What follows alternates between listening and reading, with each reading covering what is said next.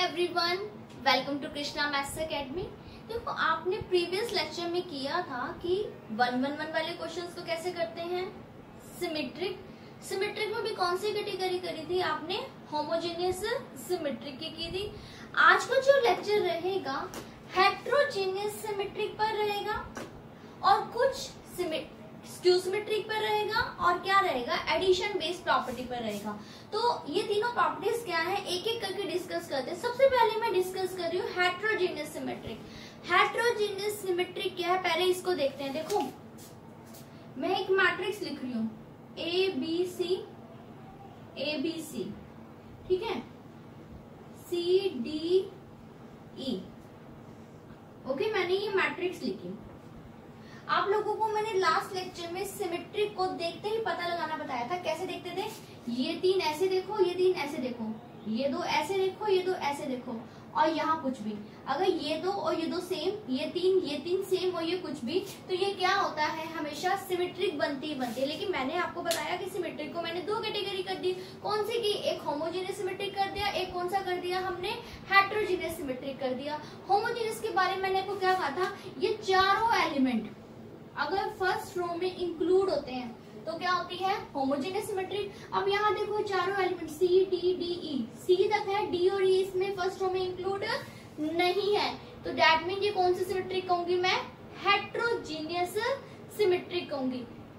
अब होमोजेनियस के बारे में मैंने बताया था कि होमोजेनियस सिमेट्रिक में आप आंखें बंद करके एक ही ऑपरेशन लगा सकते हो, C1 plus C2 plus C3 या R1 plus R2 plus R3, और मैंने प्रेफर किया था C1 plus C2 plus C3 लगा दो। ठीक है, हमारी थोड़ी फ्लो ज्यादा रहता है इस टाइप के क्वेश्चन पर। लेकिन अगर हेट्रोजेनियस हो तो क्या ऑपरेशन लगाना है, बिल्कुल ध्यान से सुनो, बिल्कुल फिक्स ऑपरेशन है। 99.9% क्या ऑपरेशन लगेगा, R1 A into R1, R2 B into R2, R3 C into R3। इस क्वेश्चन में मत देखना, ये तो मैंने वैसे ही अपनी मर्जी से स्टेटमेंट लिखी है, तो कुछ नहीं है। लेकिन वैसे बता रही हूँ, जब भी आपके पास हेट्रोजेनियस सिमेट्रिक होगा, आंखें बंद करके ये ऑपरेशन लगा दो, R1 A into R1, R2 B into R2, R3 C into R3। अब यहाँ पर मैंने आपको बताया ये लगा दो, लेकिन ABC एक जनरल नहीं है। जिस क्वेश्चन में x y z एलिमेंट होंगे वहां आप x y और क्या कर दोगे, z से मल्टीप्लाई। जहां u v w होंगे आप u v और w से क्या कर दोगे, मल्टीप्लाई। सो जो एलिमेंट्स क्वेश्चन में होंगे उन्हीं से मल्टीप्लाई करना है। लेकिन ये 99.9% बताया, तो किसी एक क्वेश्चन में 0.1% क्या बताया, कुछ ना कुछ चेंजेस होंगे। वहां आप डिवाइड कर देते हैं, a से डिवाइड, b से डिवाइड और क्या कर देते हैं, c से डिवाइड। इसके अलावा कुछ नहीं होना। और ये जरूरी नहीं है रो में करो, आप सेम चीज कॉलम में कर सकते हो, C1 A इंटू C1। लेकिन मुझे जो हैबिट है वो किसकी है, रो की है। आपकी अपनी मर्जी है, जिस चीज में आप अपना फ्लो बना सकते हो। लेकिन करना एक टाइप से, या कंटिन्यूसली रो में करना, या क्या किसमें करना, कॉलम में करना। ऐसा नहीं है कि रो कॉलम मिक्स नहीं कर सकते, ऑपरेशन अप्लाई कर सकते हो रो एज वेल एज कॉलम। लेकिन जब हमारा फ्लो इसमें ज्यादा अच्छा रहता है, इसलिए मैंने रो पे ही अप्लाई करा। अब क्वेश्चन देखते हैं कैसे होगा। आपका फर्स्ट क्वेश्चन देखो, मैंने जो लिखा क्या है आपके पास, फर्स्ट क्वेश्चन,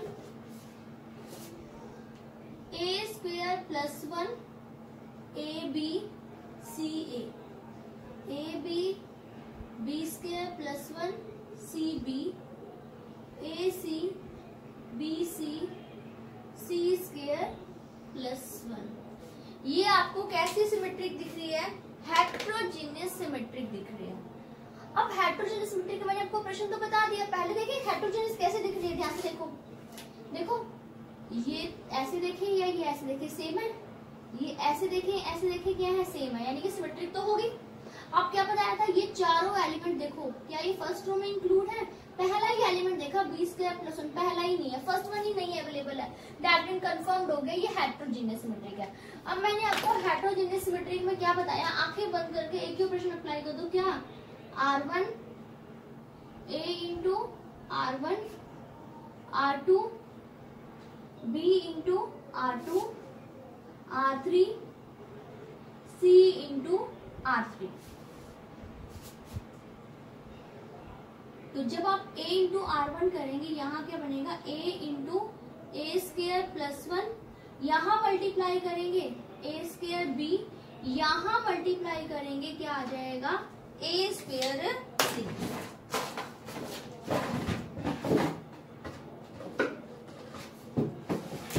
सॉरी, अगेन यहाँ बी से करें तो क्या बन जाएगा, बी स्क्वायर ए, इसको बी से करेंगे बी स्क्वायर प्लस 1, इसको बी से करेंगे बी स्क्वायर सी, इसको सी से किया सी स्क्वायर ए, इसे सी से किया सी स्क्वायर बी, इस पूरी को करना था तो यहाँ क्या बन गया सी स्क्वायर प्लस 1। अब ध्यान से सुनना, अभी तक ये बात अभी एक बार भी डिस्कस नहीं हुई। अब जो बता रही हूँ ये डिटर्मिनेंट की प्रॉपर्टी है।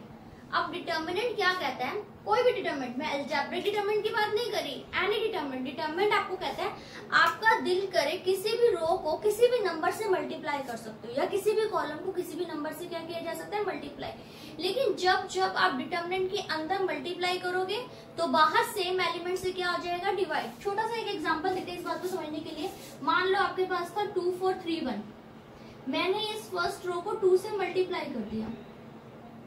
अगर बाहर मल्टीप्लाई किया, अंदर मल्टीप्लाई किया ना, तो बाहर सेम एलिमेंट से क्या हो जाएगा, डिवाइड, ताकि इन दोनों का रिजल्ट क्या रहे, सेम रहे।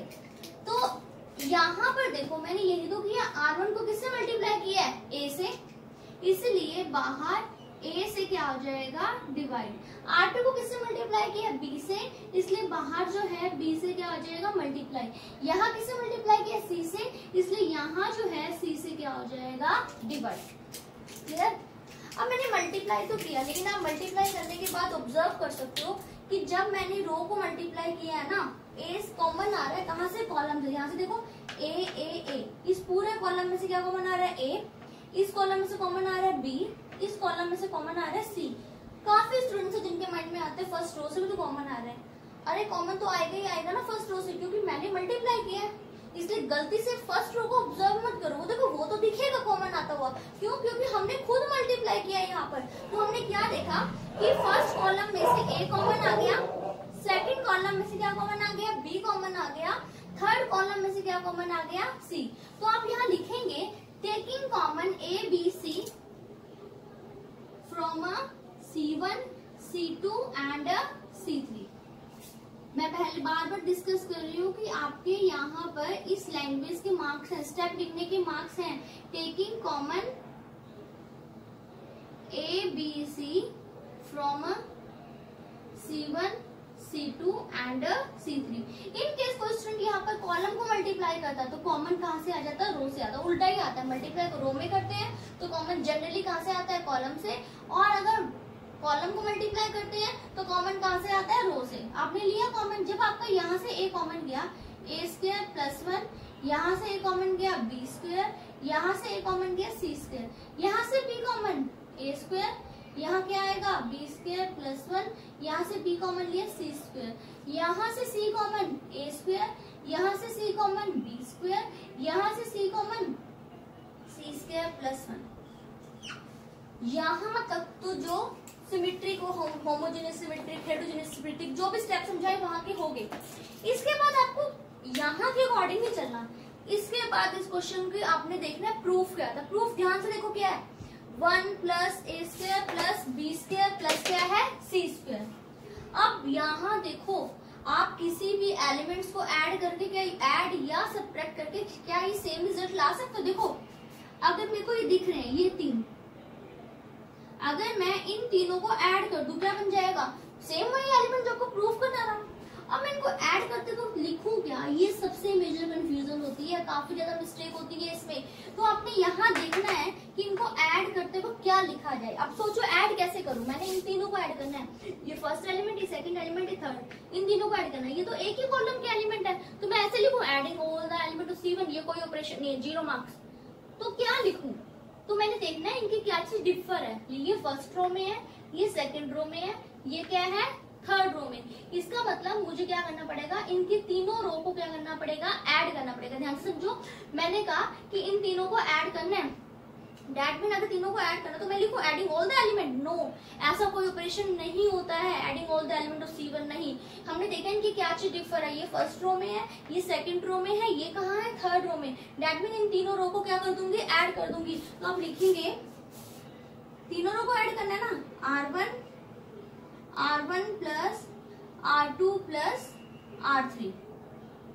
जैसे ही आपने ऐड किया क्या बन गया, R1 पूरी ये है ना, इस एलिमेंट में ये तीनों ऐड किए, 1 plus A square plus B square plus C square. इसमें ये 3 ऐड किए, 1 plus A square plus B square plus C square. इसमें भी ये 3 ऐड किए, 1 plus A square plus B square plus C square. यहाँ आपके पास क्या है, B square C square B square plus 1 C square B square C square plus 1। ये टर्म इस पूरी रो में से क्या आ जाएगी, कॉमन। तो क्या लिख देंगे आप, taking common 1 plus A square plus B square plus C, taking common this element. कहां से कॉमन आ रहे हैं, फ्रॉम अ फर्स्ट रो। तो जब आपने कॉमन लिया 1 plus A square plus B square plus C square, common लेने के बाद आपके पास क्या बच गया, यहाँ 1 यहाँ 1 यहाँ 1 1 1 1। यहाँ क्या है, B square plus 1 B square C square C square plus 1। अगर इस क्वेश्चन को ध्यान से ऑब्जर्व करो, ये क्वेश्चन क्या बन गया, 1 1 1 वाला। सबसे फर्स्ट लेक्चर था 1 1 1 कॉलम में था, तो ऑपरेशन आपने किस पे अप्लाई किया था, रो पे अप्लाई किया था। तो दैट मीन जब 1 1 1 कॉलम में था तो आपने लिखा था R2 minus R1 R3 minus R1। यहाँ 1 1 1 किस में है, रो में है। जब 1 1 1 रो में है तो ऑपरेशन क्या अप्लाई करोगे, C2 minus C1 C3 minus C1। तो अप्लाई कर दो, C2 minus C1 C3 minus C1। अब C2 पे अप्लाई हो रहा है ना, तो पहले तो ये एज इट इज लिखा, C2 माइनस C1 1 माइनस 1 0, इसमें से इसको माइनस करेंगे 1, इसमें से इसको माइनस करेंगे 0। C3 माइनस C1 1 में से बन गए 0, इसमें से इसको माइनस करेंगे क्या आएगा 0, इसमें से इसको माइनस करेंगे क्या आ जाएगा 1। मैक्सिमम 0 बन चुकी है, तो आप एक्सपेंड कर देंगे। एक्सपेंडिंग अलोंग क्या कर दिया हमने, R1 1 के सामने के लीव कर दो, 1 के नीचे के लीव कर दिया, 1 0 0 1 1 माइनस 0। और यहाँ क्या चल रहा है, 1 plus A square plus B square plus C square. यही तो आपको शो करना था। तो ध्यान से देखा हमने क्या किया, सबसे पहले देखा हमें को हेट्रोजीनियस सिमेट्री के अकॉर्डिंग ये वाला ऑपरेशन अप्लाई कर दिया। बट जब आप किसी रो को मल्टीप्लाई करते हैं बाहर सेम एलिमेंट से क्या हो जाएगा, डिवाइड, इसलिए एबीसी से डिवाइड। अब यहाँ से मैंने ऑपरेशन अप्लाई तो रो पे किया, लेकिन हमने ऑब्जर्व किया यहाँ वाले से क्या कॉमन आ रहा है, ए, इसलिए taking common A B C from C1 C2 C3 ये बचा। फिर ऑपरेशन अप्लाई के अकॉर्डिंग देखा था, प्रूफ के अकॉर्डिंग हमें इन तीनों को ऐड करना पड़ रहा था। ये तीनों एक ही कॉलम में थे, तो इनकी क्या चीज डिफर थी, रो डिफर थी। दैट्स वाई हमने R1 प्लस R2 प्लस क्या किया R3, जैसे ही ऐड किया फिर कॉमन, फिर 1 1 1 रो में आ गया, तो C2 minus C1 C3 minus C1, maximum 0 create, और एक्सपेंड करके हमारा क्या आ गया आंसर। अब देखते हैं सेकंड क्वेश्चन। देखो ज्यादा टिपिकल क्वेश्चन नहीं है, छोटी छोटी बातें याद रखो, इनकी 2-4 बार प्रैक्टिस करो, आप लोगों को अच्छे से आ जाएगा। वैसे भी आपको पता है मैथ्स तो प्रैक्टिस के बिना वैसे ही नहीं आता, मैथ्स रिटन प्रैक्टिस मांगता है। और ये टॉपिक थोड़ा सा क्वेश्चन इस टाइप के जहाँ आपको प्रैक्टिस की डिमांड है, बट फिर भी मैं बता रही हूँ ये ट्रिक बताए आपको, लाइफ टाइम याद रखने लायक ट्रिक्स है, इनको कभी भी आप स्किप मत करना। फिर से देखें, प्रूफ तो जो भी है, फिलहाल मैं प्रूफ को नहीं देख रही। अभी देखा है कौन सी सिमेट्री क्या है, हेट्रोजीनियस, कैसे देखना एक बार, ये तीन सेम ऐसे, ये दो सेम, सिमेट्रिक तो हो गया। फिर ये जो 4 एलिमेंट है वो कहाँ इंक्लूड है, फर्स्ट रो में इंक्लूड है। दैट मीन ये कौन सा सिमेट्रिक आ गया आपके पास, हेट्रोजीनियस सिमेट्रिक आ गया। हेट्रोजीनियस सिमेट्रिक में मैंने आपको बताया कि क्या करते हैं, R1 A into R1 R2 B into R2 R3 C into R, तभी लास्ट क्वेश्चन में किया।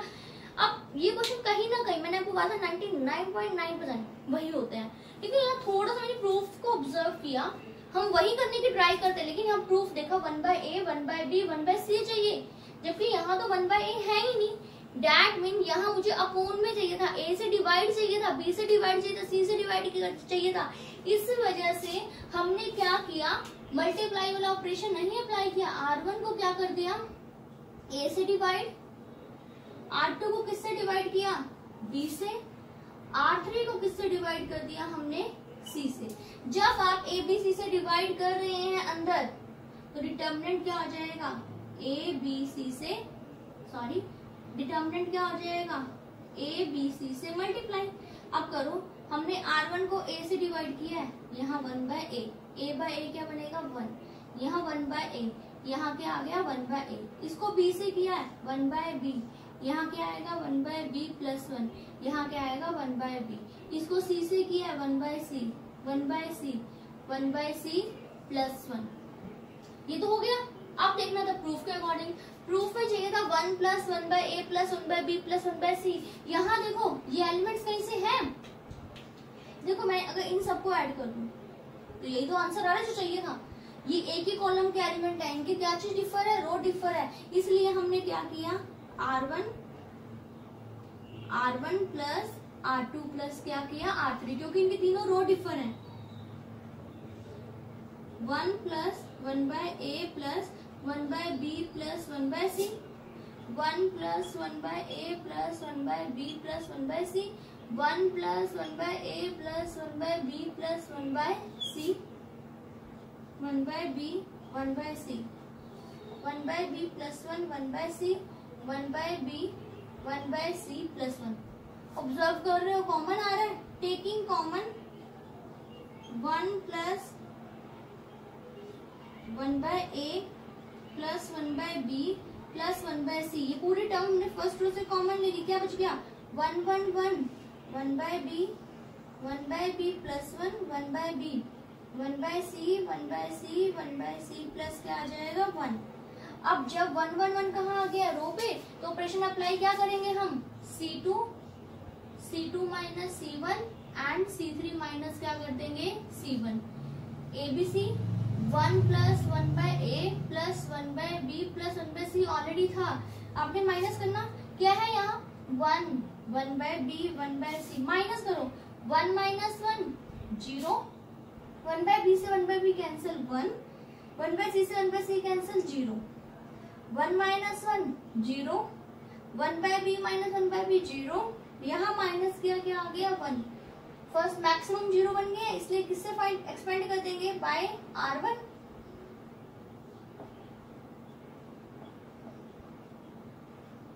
जैसे एक्सपेंड करेंगे 1 के सामने के लिए, 1 के नीचे के लिए 1 0 0 1, 1 माइनस 0, यही हमारा क्या है आंसर।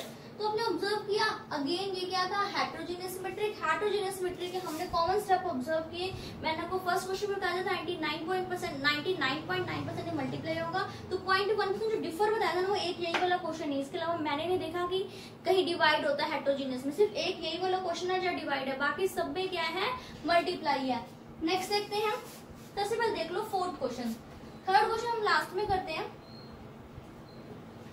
सिमेट्रिक बता दिया, सिमेट्रिक की दो कैटेगरी कर दी, होमोजीनियस और हेटेरोजीनियस कर दी। नेक्स्ट कैटेगरी देखते हैं skew symmetric. Skew symmetric category common नहीं है, यूनिक क्वेश्चन है, यानी इसको इस टाइप के क्वेश्चन हमें रेयर ही मिलते हैं। अब इस क्वेश्चन को करने से पहले एक प्रॉपर्टी बताती हूँ, ए का डिटर्मिनेंट और ए ट्रांसपोज का डिटर्मिनेंट हमेशा सेम रहता है, इसलिए किसी भी डिटर्मिनेंट में आप ट्रांसपोज का ऑपरेशन अप्लाई कर सकते हो, मैट्रिक्स का ट्रांसपोज। तो यहाँ पर जब भी स्क्यू सिमेट्रिक मैट्रिक्स मिलेगी, यहाँ डिटर्मिनेंट देखो आपके पास फोर्थ क्वेश्चन क्या दिख रहा है आपको, 0 a minus B minus a 0 minus c b c और 0, ये आपको दिख रही है स्क्यू सिमेट्रिक। तो मैंने आपको बताया है कि स्क्यू सिमेट्रिक में आपने हमेशा क्या लेना है ट्रांसपोज का ऑपरेशन, लेकिन वो तो एक मैट्रिक्स का ऑपरेशन था ना, तो ट्रांसपोज बेसिकली होता क्या है interchanging row and column.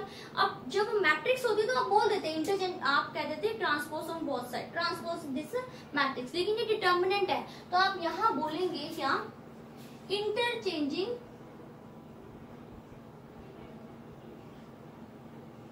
Rose and column.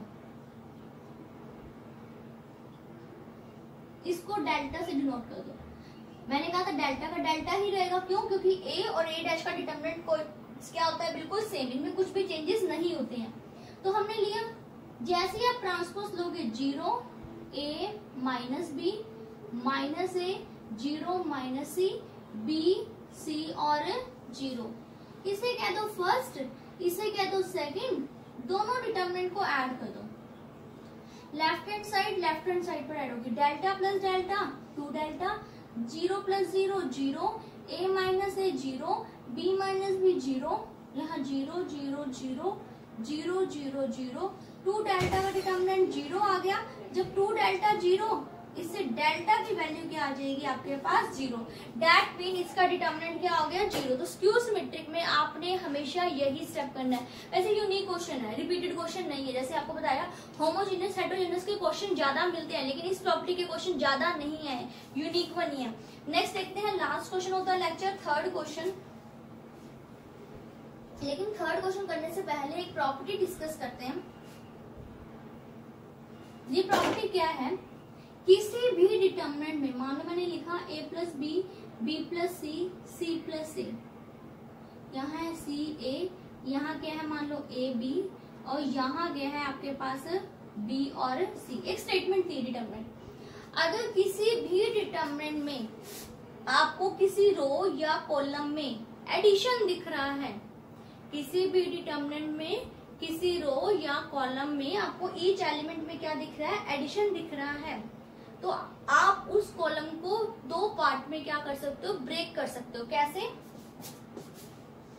इस एक डिटर्मिनेंट से पहले तो क्या बन जाते हैं, दो डिटर्मिनेंट। जहां एडिशन है, फर्स्ट एलिमेंट पिक किया एबीसी, इसको मैंने ब्रेक कर दिया, एबीसी इस डिटर्मिनेंट में लिख दिया, बी सी ए क्या कर दिया दूसरे डिटर्मिनेंट में। यहाँ क्या है सी ए बी, बाकी एलिमेंट, जो एलिमेंट सिंगल थे उनपे कुछ इफेक्ट नहीं होता, जहां एडिशन होता है वहां आप ब्रेक कर सकते हो। तो इससे एक चीज और क्लियर हुई, डिटर्मिनेंट में जहां जहां सेम एलिमेंट है, सी ए बी, एबीसी, ये ऐड होंगे, कुछ इफेक्ट नहीं आएगा, सिंगल रहेंगे। लेकिन जो डिफर एलिमेंट है ऐड होके ऐसी फॉर्म क्रिएट हो जाएगी, ए प्लस बी, बी प्लस सी, और क्या बन जाएगा सी प्लस ए। फिलहाल मुझे उल्टा यूज नहीं करना प्रॉपर्टी का, मुझे सिर्फ याद रखना है जहां एडिशन दिखता है आप डिटर्मिनेंट को ब्रेक कर सकते हो, लाइक दिस। अब इस प्रॉपर्टी का यूज हम थर्ड क्वेश्चन में कर रहे हैं। क्या है third question, X Y Z are different, X Y Z X square Y square Z square 1 plus X cube 1 plus Y cube 1 plus Z cube का डिटर्मिनेंट इज इक्वल टू क्या है 0। आपको शो करना है, show that 1 plus X Y Z is equal to 0।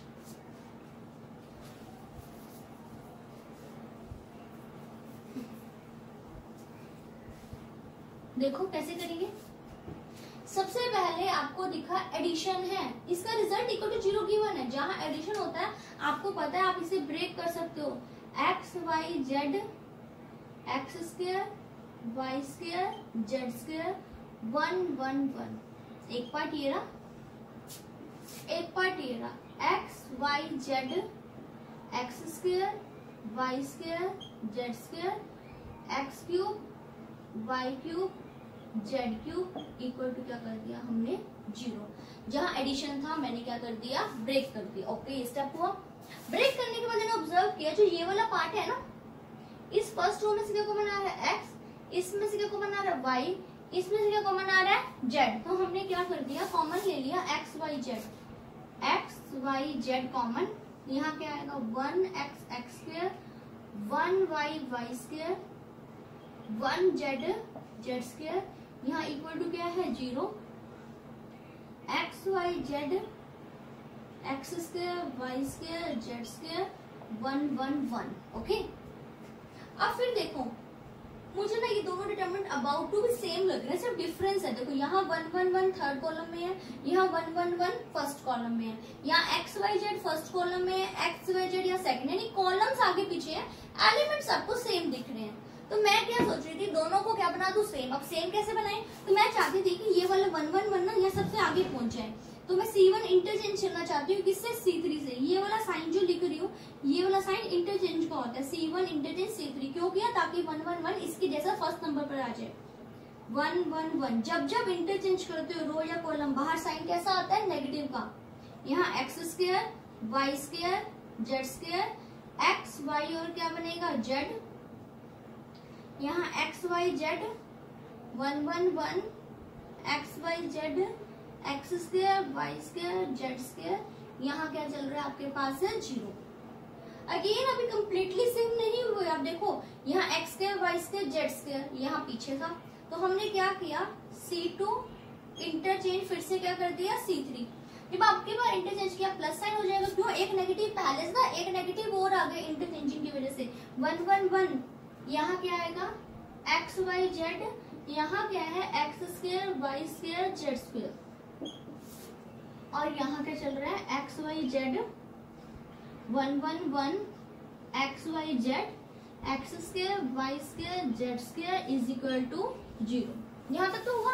अब फिर से observe करो, ये दोनों बिल्कुल सेम नहीं है, कॉमन ले लो 1 1 1 X Y Z X square Y square Z square common, यहाँ क्या बचेगा 1, यहाँ क्या आ गया एक्स वाई जेड और इज इक्वल टू क्या है 0। अब तो 1 1 1 आ गया ना, सबसे फर्स्ट लेक्चर में यही सिखाया था। क्या करते हैं 1 1 1 में R2 minus R1 and R3 minus R1, 1 X square 1 minus 1 0, यहाँ y माइनस एक्स, यहाँ क्या करेंगे Y square minus X square 0 Z minus X Z square minus X square, और यहाँ क्या चल रहा है 1 plus X Y Z is equal to 0। फिर बिल्कुल सेम स्टेप जैसे आपने बहुत सारे लेक्चर्स में किया, तो मैं इस स्टेप को रिपीट नहीं करी, इसको वही y minus X Y plus X Z minus X Z plus X common and expanding, आपका आंसर आ जाएगा x minus Y y minus Z. बिल्कुल हमारे फर्स्ट लेक्चर के जैसे कॉपी क्वेश्चन है, वैसे ही करना।